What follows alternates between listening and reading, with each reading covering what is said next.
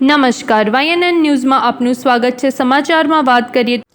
વડોદરા શહેર કારેલીબાગ વિસ્તારમાં આવેલ સાઈ રેસિડેન્સી સ્કૂલ ખાતે ગુજરાત માટીકામ કલાકારી અને રૂરલ ટેકનોલોજી સંસ્થાનના માર્ગદર્શન હેઠળ આજે દિવ્યાંગ બાળકોને મીણબત્તી બનાવવાની તાલીમ આપવામાં આવી હતી, જેમાં વિવિધ પ્રકારની મીણબત્તીઓ આવી હતી અને સાથે જ કોડિયાને કલર તેમજ સજાવટ કરવાની તાલીમ આપવામાં આવી હતી। આ તાલીમ 15 દિવસ સુધી ચાલનાર છે, જેમાં દિવ્યાંગ બાળકોને મીણબત્તી બનાવવાની તાલીમ આપવામાં આવશે।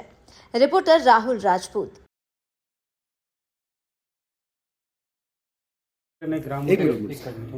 જી સર।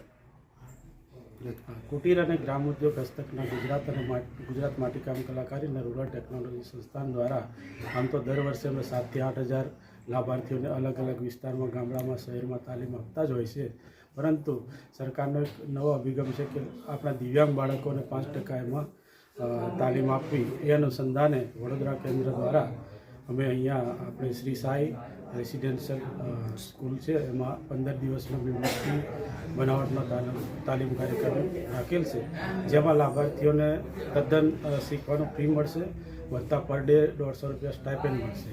એટલે 15 દિવસના 2250 સ્ટાઇપેન્ડ મળશે અને એ લોકોને ગવર્મેન્ટ તરફથી એક પ્રમાણપત્ર મળશે। શું શીખવાડવામાં આવી રહ્યું છે?